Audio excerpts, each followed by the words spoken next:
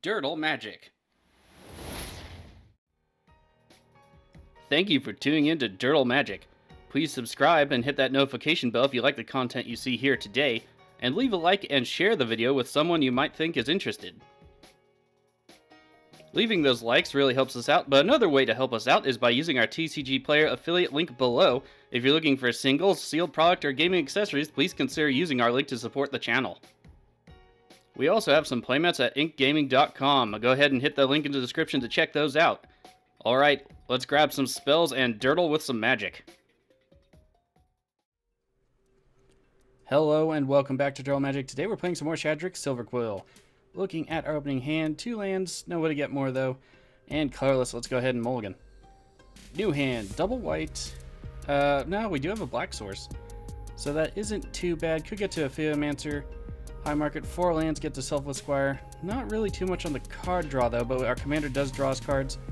Let's go ahead and keep it, see what happens.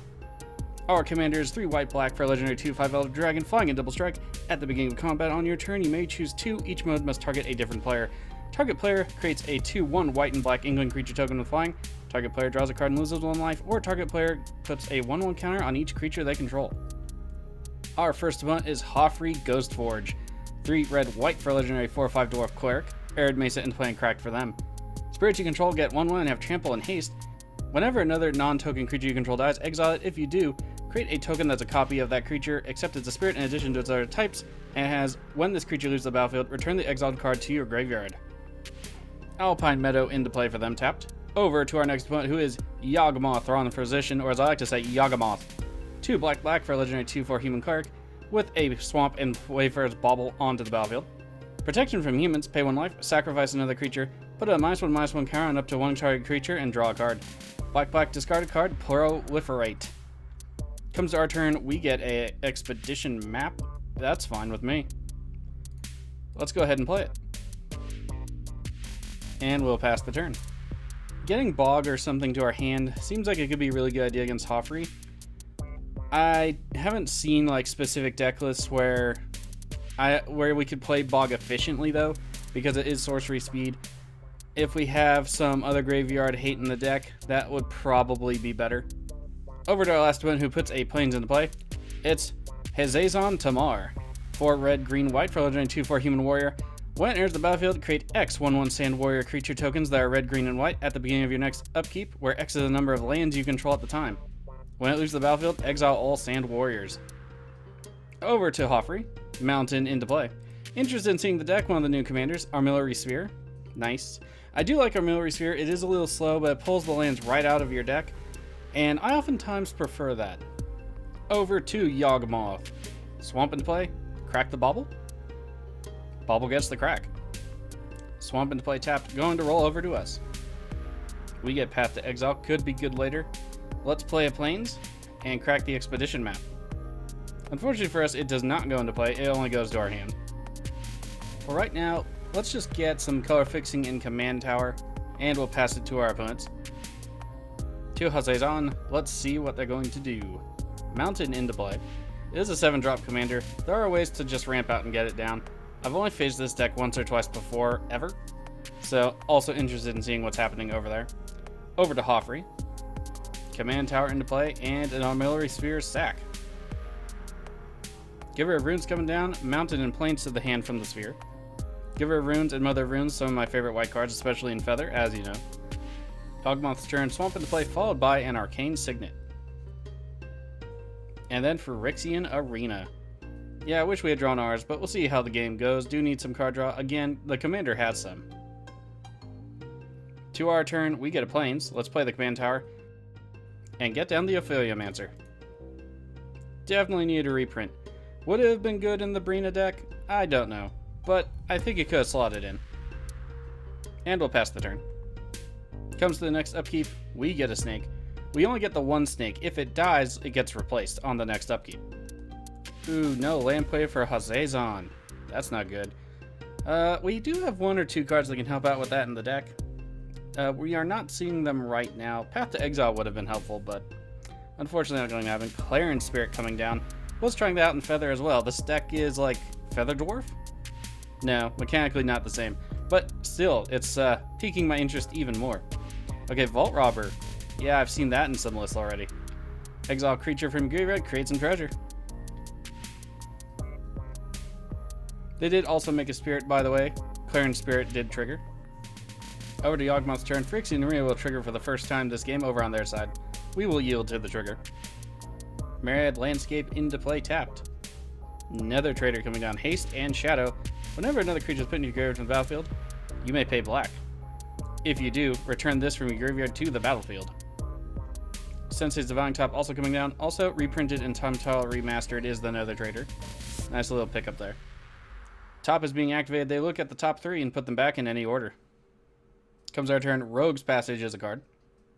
So let's get down the Dreadhorde Invasion. And then we'll get down the High Market. Gain some life off that snake token. Or we could possibly just swing into people with it too. I think we're just going to hang back for now. See how the board develops. We also have mana up for the Path to Exile in case we need to respond to anything. So I think this is a good place to be. Play land next turn. Get down our commander. Start some shenanigans. To Hazezon's turn. Mentor of the Meek coming down after a mountain. Over to Hofri's turn. One more mana and they can summon their commander. I don't know that they necessarily would want to, but their flyers having haste, trample, and flying is a little bit detrimental. We will probably use a Path to Exile on them if necessary.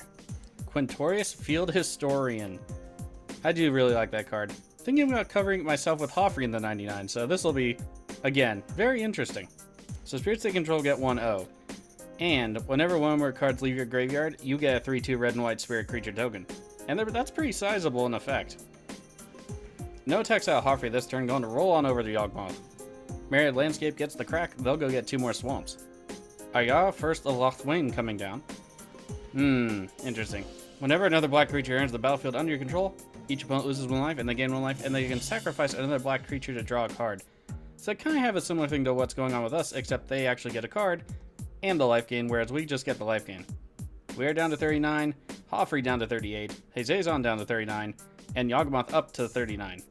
Sensei's Divine Top being activated again to look at the top 3. Okay, let's go ahead and sacrifice the snake in the second main phase of Yawgmoth's turn. Just gain a life. We're back to 40. And some triggers will go back down to 39, but we get to amass. We also get a snake.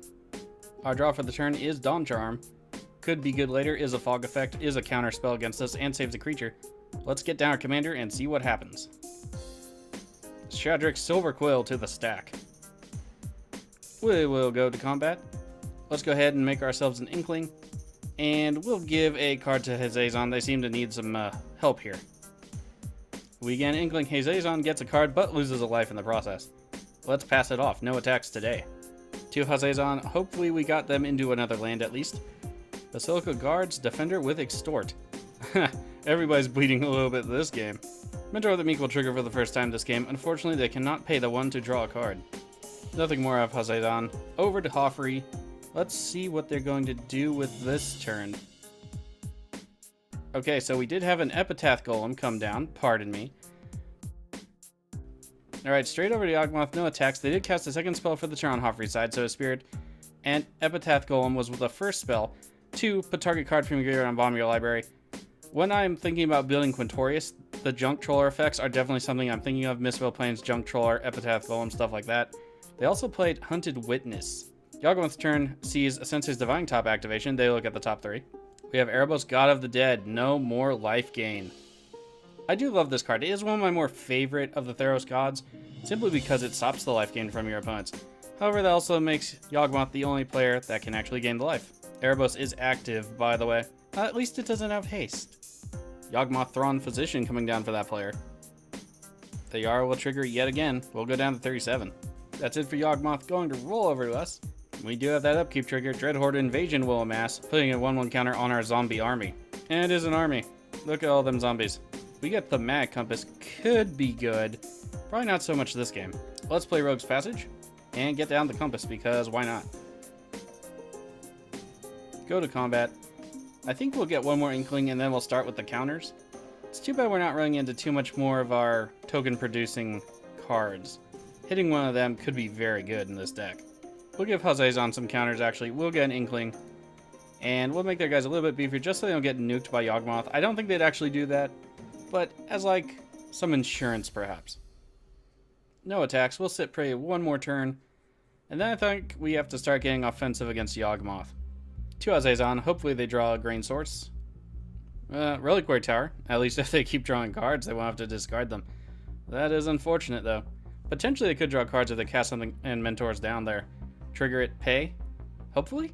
Ooh, nothing out of Hazezon again. Dang.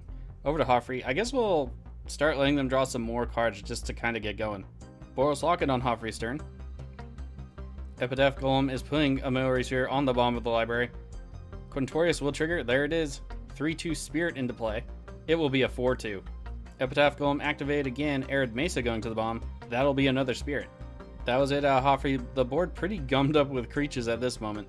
No one want to really attack into Hazezon because they're behind. Heraldic Banner coming down for a Yawgmoth on their turn. So we do have some flyers. Unfortunately, Hofri also has some flyers. Between us and Hofri, it's a bit of a tug-of-war. Helm of the Host. Uh-oh. We have a top activation. The Helm of the Host very much worries me. Plague Crafter coming down. We'll have to sacrifice a creature. That's very unfortunate for Hazezon, who has no extra creatures to sacrifice.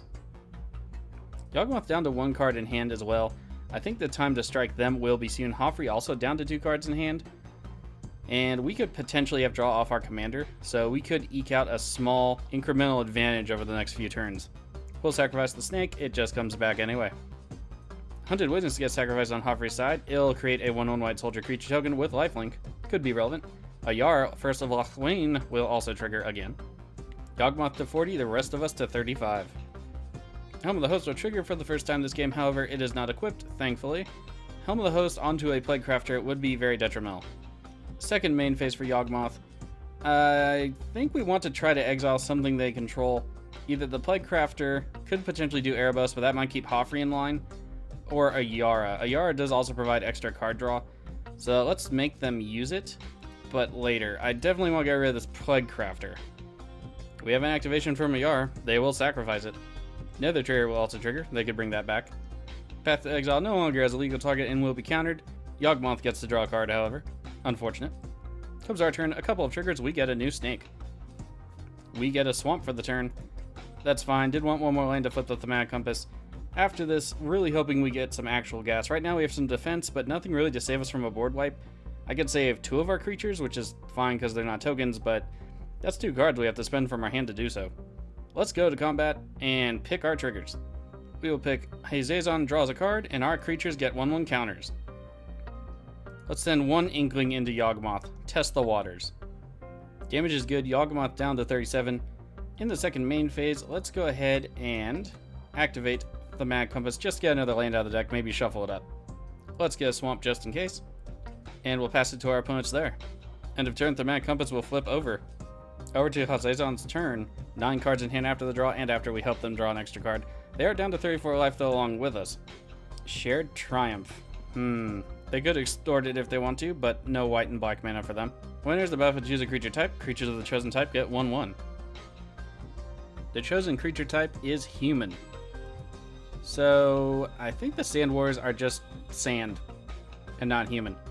However, it does look like they have a lot of human-centric cards in the deck so far. Over to Hofri. Poor Hazezon just can't seem to get a green source. We'll keep trying to help them draw some cards. I just don't want to overdo it and have Yawgmoth kill them out of nowhere. Hofri Ghostforge coming down. Their spirits get 1/1, have trample and haste. That means their spirits will be 5/3s. Oh, and some of them fly. So that's also pretty bad. We have Disenchant. Where is it going? Helm of the Host. I can live with that. We have some sacrifices. A Yara hits the bin. Nether Trigger will trigger again. Yawgmoth is going to trigger. It's going to do some proliferation, some card draw, all sorts of things. -1/-1 counter on the Corin Spirit. They're going to attempt to try and kill it, I wager. Giver of Runes is giving it protection. Yep, and that's why I love those cards. Protection from black, I wager. It, in fact, is protection from black. It's also a spirit itself, so it also has trample and haste. Still not my favorite. All the good synergies, though. Between Hofri, the, Renar from Kaldheim, and Kaikar, some strong spirit tribal synergies going on in Jeskai, rather. Helm of the Host goes down. I am looking and wanting and starting to maybe wish for a board wipe. Oh, we only have 1 attack. It's the Clearance Spirit off into Yawgmoth. Okay, so not overrunning any opponents yet. We can deal a lot of damage to them. They could deal far more to us, though. So I do wonder what they might have in hand for maybe next turn. Boros Charm is always something you have to worry about in red-white. Damage is good against Yawgmoth. They go down to 32. Over to Yawgmoth's turn. 4 cards in hand after the draw. Looks like they're going straight to combat. Yawgmoth on the attack, off into the Hazezon player. Okay. Erebos also on the attack, off into Hofri. So, potentially a board wipe coming up here. Usually when I want to play board wipe, I'll just swing with a bunch of stuff and they're like, nah, it's gonna die anyway. We have an intercept with the Epitaph Golem. Yep, Golems against gods. Why not? Hofri Ghostforge will trigger when the Epitaph Golem dies. It comes into play as a spirit. Quintorius will trigger since it left the graveyard. Hofri is not a replacement effect. It does hit the graveyard first and then leaves, so they get 2 spirits out of the deal. I do love the synergy there. Also, they were in the same story. Okay, damage is good otherwise against Hazezon. They are down to 30. Zulaport Cutthroat coming down for the Yawgmoth player. Mirror's Sire coming down. And this is a trap. And Toxic Deluge for 6. Yep, it was a trap. Especially if you see this, it's almost always like a Toxic Deluge or something just to get a bunch of life. Let's respond. Oops, forgot that Dawn Charm won't actually save our Shadrix Silverquill. My mistake. Well, our Affiliamancer will come back, so at least we'll get some tokens, I suppose. Okay, and there are all the triggers. We have yet to put our commander back in the command zone. It hasn't come up yet. There it is. Go ahead and do that. Unfortunately, not hitting any of our recursion either just yet. Zulaport Cutthroat triggers 3 times. They will get some of the life back. Hofri is going to get a bunch of stuff back, though. Let's see. It will cast... Does it see itself die? No, it says whenever another, so it will only get the 4 things they had out back. So Quintorius will be a ghost. Wonder how Quintorius would feel about that. Vault Robber, let's see what else. Clarion Spirit, and Giver of Runes. Epitaph Golem will come back on its own, though, thanks to Hofri. It will actually be the Epitaph Golem. And there it is, Hofri's board more or less restored. So, yeah, double board wipes. That's a thing you have to do against Hofri, I suppose. Oh, Affiliamancer comes back tapped thanks to the Malakir Rebirth. Yawgmoth is bringing back the Nether Trader. We are down to 29. That's unfortunate. Erebos God of the Dead being activated, so they draw a card and lose some life. Another Erebos activation. Comes to our turn. Snakes, zombies, all of it. And we get Teysa Orzhov Scion. Well, it helps replace our guys, so that's not too bad. Let's get a Swamp down. We really do need to start setting back up with our commander. It does cost 7 to cast. I really do want to get Teysa down or hold up the Selfless Squire, but we do have Spires of Razka. I don't think we'll be overrun just yet. I think everyone's still kind of in a stable place, so I think we're going to risk our commander here. Shadrix Silverquill back to the stack. And we'll go combat. This time we'll give a token to Hazezon and we'll draw a card. We get Blot Out the Sky. Unfortunately, while it can give us a lot of Inkling tokens, which would be pretty good, they come into play tapped. Why it had to be tapped, I don't entirely know. However, it destroys all non-creature, non-land permanents otherwise at 6 or more in X. Could be good later. No attacks. Over to Hazezon. Let's see if they can do anything with the turn. Hey, a forest. Fantastic. Alright, let's see if they can start ramping a bit. They have 8 cards in hand, so... Growth Spasm. Search your library for a basic land card, put it on the battlefield, then shuffle, create an Eldrazi spawn. With sacrifice, add colorless. It's also a 0/1. Over to Hofri's turn. 3 cards in hand after the draw. They can recast their commander. And giving everything immediately trample and haste is not my favorite. We have a land into play followed by Hofri Ghostforge. Let's see if they attack anywhere. We do have, let's see, some spirits. They will have 1/1 and trample. All into Yawgmoth. Clarion Spirit off into Yawgmoth. Vault. What is this? Robber? Yeah. Off into Yawgmoth. Yep, Yawgmoth getting it. Damage is good. Yawgmoth down to 2. To the upkeep, Yawgmoth, Phyrexian Arena will trigger. They are down to 1. Sensei's Divine Top is being activated for Yawgmoth. Looking at the top 3. They could also tap it and draw the card off the top. Let's see if they have an answer. Rise of the Dark Realms. Put all creature cards from all graveyards onto the battlefield under your control. Okay.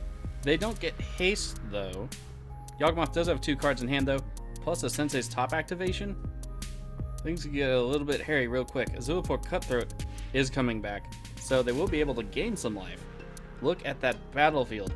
Mentor of the Meek triggers a bunch. Plaguecrafter again. A Yara, first of Lochwain, so they'll gain even more life initially up front. Plaguecrafter, unfortunately, will trigger. I guess we'll get rid of the snake.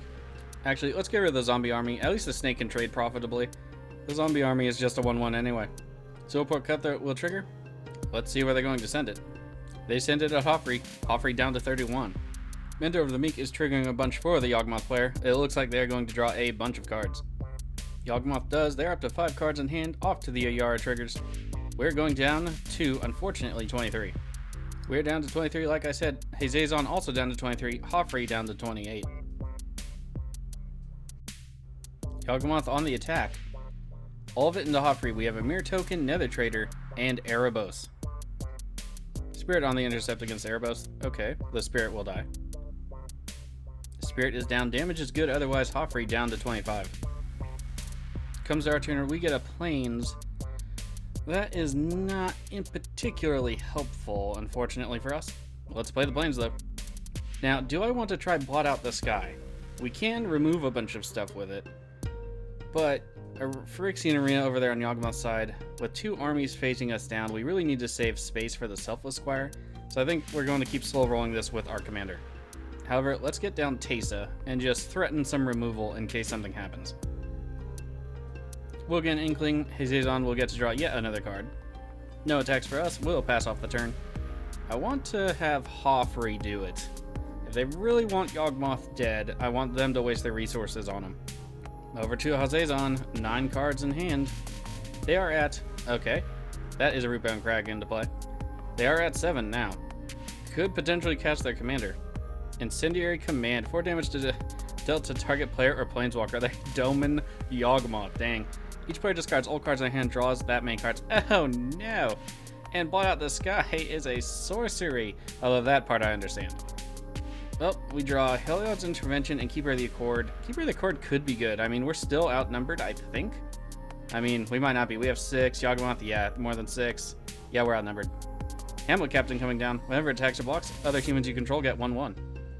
I do like the fact that Heliod's Intervention is instant speed and we can gain X life, except for the Erebos across the table.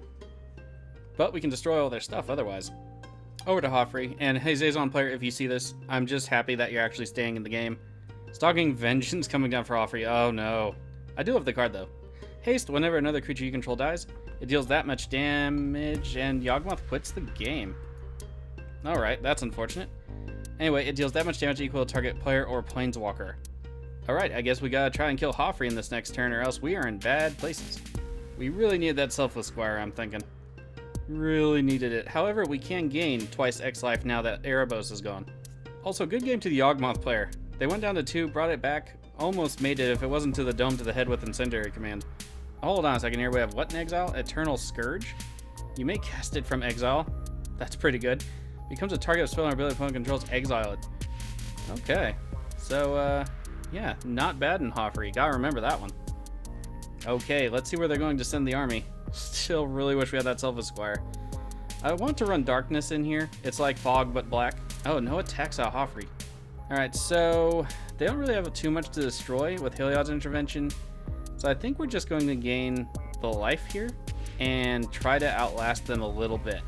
We'll target ourselves, of course, and pay a bunch into X. And we will gain 10 life. We are up to 32. Probably not going to do too much, but every life point will help. Comes to our turn, Dreadhorde Invasion will take one of those lives back and make our zombie army a little bit bigger. We get Shadow Snarl. Lots of lands this game. Okay, looks like we're going to be drawing a card. Let's go ahead and play the land. We can't reveal a land from our hand to keep it untapped. That's fine. Let's go to the Wombats. We'll give an Inkling off to Hazezon. We'll draw a card and lose a life. It's Phyrexian Arena. Well, more card draw is good, but I don't know if we want it just then right there. Okay, so let's get down to the Keeper of the Accord and hold up stuff. We might have to get rid of Teysa just so we can exile the Stalking Vengeance. I don't want them reaching over and slapping us right in the face. Let's pass it off. We're not going to get any triggers off the Keeper at this point. It's mostly just there for the sack fodder. Oh, he gets a little random boost along with Teysa because they're human. How nice. We have Gitu Encampment into play on Hazezon's turn. Let's see if they have any kind of board wipe.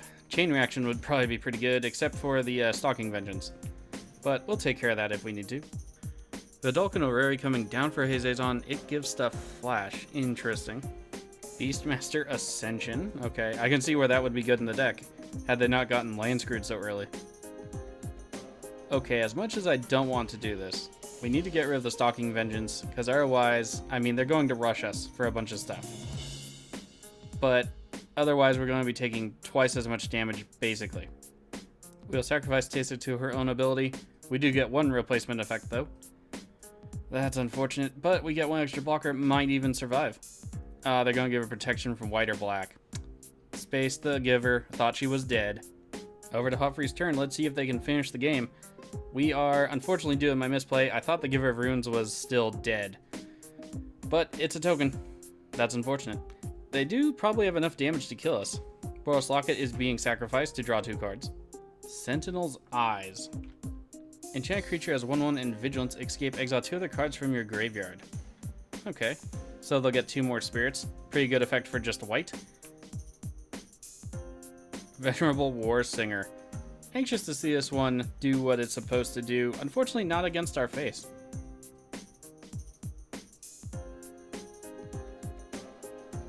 Okay, I imagine they're all going into us. This is true. Let's go to blocks and see if we can mitigate any of the damage. Okay, so we are looking to block a number of the spirits. Unfortunately, they all have trample. We will kill the flying spirit, though. Not much we can do here. Let's go ahead and untap untap it as Vigilance, the last attacking spirit. It'll be removed from combat. Stalking Vengeance will trigger. We'll probably be taking 3 to the face. This is the first strike combat damage step. We are down to 27. We go down to 14, somehow surviving, although we do have some Stalking Vengeance triggers. I'm not entirely sure what died besides the War Singer, though. So interesting. Hofri also has a trigger. War Singer has a trigger. Venerable War Singer is going to get back Venerable War Singer. Stalking Vengeance will be dealing damage to us. And again, we take 5 from the original War Singer dying. We'll go down to 9. And then we go down to 4, so another 5 damage. Still not certain what else we managed to kill. It must have been a token. Creature card leaves the graveyard. Quintorius will trigger. Okay, somehow we survive at 4. We only have Phyrexian Arena in hand, however. I think this is game unless the Hazezon player has something. Although any regular board wipe will just trigger Stalking Vengeance a bunch. Comes to our turn, maybe we'll get lucky. We get Pilgrim's Eye. That's not the kind of luck we needed. I guess we'll go ahead and play it, though. Let's go ahead and shuffle up the library. Let's get a Swamp. Let's go ahead and play the Swamp. And we'll draw an extra card. Hopefully get Merciless Eviction. I think that's the only thing that can help us out right now. We'll give another token to Hazezon. See if they can do anything with it. We get Sad Robot. Oh, that's no good at all. No attacks. They still have a Flying Spirit over there. We'd have to activate Road's Passage to get through. Just really not enough damage at the moment. Let's go ahead and play the Sad Robot, I suppose. Get more land out of the deck, and then sacrifice it to the high market. Draw 1 more card. See if there's anything to be done. We'll get a Plains this time. Sacrifice the Sad Robot. We gain 1 life and draw 1 card. Winds of Abandon. Oh, that's just a troll. Well, found our answer. Unfortunately, we do not have enough mana to cast it. Sad, sad face. Okay, let's just pass it off. And yeah, that's all we can do. Hazezon's turn, straight to combat. 4 cards in hand, bunches of mana. Don't know necessarily what they're going to do with it. Could use the fires against Hofri, but again, they have at least that 1 flying defender. I don't see any others, but it is a 4/3. To the second main. Ooh, nothing out of Hazezon. Alright, this is probably game for us. As it is, all we have to do is kill one of the creatures and then condone us to the head. When discard Crag into play for them, they gain 1 life. Ox of Agonis. Okay, enters the battlefield, discard your hand, then draw 3 cards. Escape. Alright, gonna have to keep an eye on that one too. When it escapes, it gets a 1/1 counter on it, but you also have to exile 8 other cards.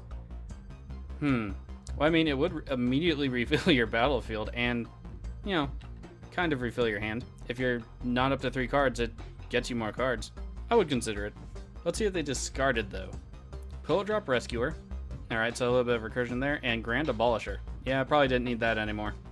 Eternal Scourge being cast from exile. Clarion Spirit will make another spirit token. Vault Robber creates a treasure token. Let's see what they exiled. It was the Pilldrop Rescuer. Another spirit into play thanks to Quintorius. Hofri to the attacks. They need to send 4 tops. They all have trample anyway, so I guess this is where we say goodbye. They are sending summon to Hazezon. We are taking 3 of them. So let's see what we can do about that. Oh, we have some mana tapping out of Hazezon. What is it going to be? Mana Geyser. Okay, that's a lot of red mana. Is the table about to be flipped on its face? Gitu Encampment is becoming a creature. Okay. Hazezon Tamar coming down for that player at instant speed. They're going to make an awful lot of sand tokens. Unfortunately, all those spirits over there have trample. Let's see if they can muster enough defenses, though. They are only being attacked with 3 things. They could, but then we have to worry about Stalking Vengeance. Right, doesn't make them until the upkeep. Oh, that's unfortunate. Okay, let's see what we can block here. Okay, we will double block 1, block all the damage from another, untap 1 from attacking, but we are still taking 3 regardless, and we will be dead. Hazezon on the intercept against the Venerable Warbringer. A double block with an Inkling. And then we have an Inkling on the intercept against the Flying Spirit. Ooh, double block. Okay, not entirely sure how that's working out. Just gets first strike, right? And then we have Hamlet Captain off against another spirit. Trying to prevent all the damage. Unfortunately, they're going to end up taking 5 most likely from the spirit we're blocking with Shadrix. Hamlet Captain will trigger. It gets 1/1 along with the other humans, of which there's only 1 with Hazezon. At this point, we're just going to take the 6/4 spirit. There's really no saving us, unfortunately. And there we go, -6. Unfortunate for us. Let's keep watching. Hazezon's probably going to die to a number of Stalking Vengeance triggers because it's not player specific. So Hazezon going to go down, but thanks for staying in the game as long as you did. As far as our gameplay goes, yep, they give it up. Who do I want to give it to? I'm going to give it to Hazezon because they stayed. Anyway, yeah, thanks for staying in case you ever see this video. Unfortunately for us, we just dirtled a little bit too hard. They can make a lot more tokens than us, and they're much larger, even if ours have evasion. And yeah, we just couldn't get there. Unfortunately, we didn't draw that board wipe till the very end. Selfless Squire got wheeled away. Towards the end, that and a misplay just really hamstrung us. Still think the deck's a lot better with tokens, though. Definitely get a much more of a board presence. So I think that's definitely the way to go with Shadrix, especially if you can add more 1/1 counter support if you want to go wide like that. Maybe make some deals. Have it a little bit combat oriented, which is a thing with the Silverquill anyway. And I think you have a recipe for winning. And there it is. 3 off into the winner, 1 off into the Hazezon player, and 1 off into Yawgmoth. Let's go ahead and take a look at the deck. Okay, here's the deck. Definitely wanted to add more token support, especially after that last game where we got those fairies. Fantastic. We don't even have to field too much extra stuff necessarily, concentrate a little bit more on the removal. Again, though, apparently it is a little bit dirtily, and there's some better cards you can put in here, especially if you have the budget for it. Bitter Blossom would probably be a shoo-in just because they're evasive flyers and they can get fairly large. I'd also add maybe, of course, Cathar's Crusade and stuff like that, but because I like to have cost considerations for paper when I do these decks as much as possible, Ophiomancer notwithstanding, I do try to avoid those cards, but this deck could be made a lot stronger. Outside the 1/1 counters, though, I did add the following token cards. Legion's Landing over here. Good 1-drop. Usually when I get it down, it does some decent work even with that 1/1 lifelink. Then we get Shadrix down. Attack with more creatures, it gets to flip over. Pretty good in the deck because we're going to be a little bit aggressive, or at least we want to be. Death Touch is also very good. We also have Vault of the Archangel in here. Dreadhorde Invasion, easy switch for the Bitter Blossom enchantment. Unfortunately, Bitter Blossom is very, very extremely expensive. So if you don't have anything else, this could be good, or something else that can make tokens very easily on your upkeep. I went with this one just for the life gain, but while I've seen it work well before, apparently we just can't get there without dying a lot, and at least in this game. Maybe it's still worth an include. Would still have to test that out. Ophiomancer, $20 card or up. It only makes 1 token. Don't know why it's not reprinted yet. That's all I really have to say about it, but the token does have Death Touches, go on the defense. Teysa Orzhov Sign it doesn't go infinite with anything, and I did recommend it for the Felisa deck, the secondary Strixhaven, or the secondary Silverquill commander rather, that comes in the commander deck alongside Brina. It doesn't really go infinite with anything on its own, but here it's just for that removal. Unfortunately, I forgot Giver of Runes was in play, and that was the major misplay. We could have had more buys to defend ourselves with, and I'm kicking myself in the butt for that.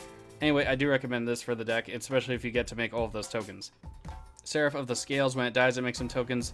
It's really just in here as an extra evasive flyer that can get relatively large, gains Vigilance or Death Touch. Again, Death Touch could be really good, but it also gives flyers when it dies, and they're white and black spirits, so if you have Taste, that also works out there.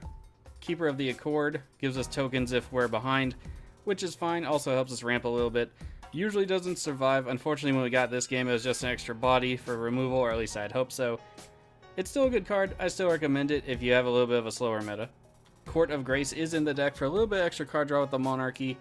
It does give flyers either way, and that's why it's in here. I originally had Shroom's Expertise, but I didn't want to necessarily have anything to free cast at the time that I wanted to. A lot of our removals on the lower end, so I switched to this.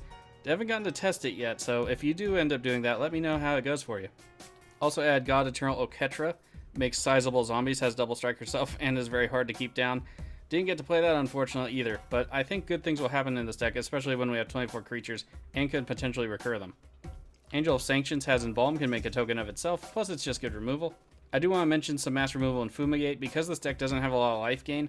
If we do manage to make a lot of tokens and just get stonewalled by something and need to gain some life and clear the board, I really like this card for that purpose. We also have Grave Titan along with Sun Titan in the deck. Comes into play, gives zombies. I actually had a game where I got the Grave Titan down in Shadrix, and that was it, and we could continue to crush people. Sometimes that's all Shadrix really needs. Unfortunately, somebody out-tokened us pretty good. And last but not least, Mirror Battlesphere. Might be something better at 7 to make tokens, but this one also can throw a little bit of damage. Plus, you can make the mirror themselves larger, so it's not too bad. We also have Blot the Sky to make some tokens. It can remove a bunch of stuff, but it's usually not the purpose you want it for. You want to make those tokens, because 5 for 6/3 in the air isn't too bad. Still, them coming into play tap bothers me a bit. In either case, it telegraphs what you're doing to your opponents. If you can get it to 6 and blow up all their support structure, that could be very good, especially against something like Enchantress, perhaps. Anyway, here's the deck. I will put the link to the deck list in the description below if you want to check it out in its entirety, and let me know what you might do with it. There are some cards I'd already think about taking out, like Umbro Juke. It's there to make an extra token, and possibly somebody sacrifices something that's really good, better, more, when you're ahead, so don't know about that. Mortify might even be better here.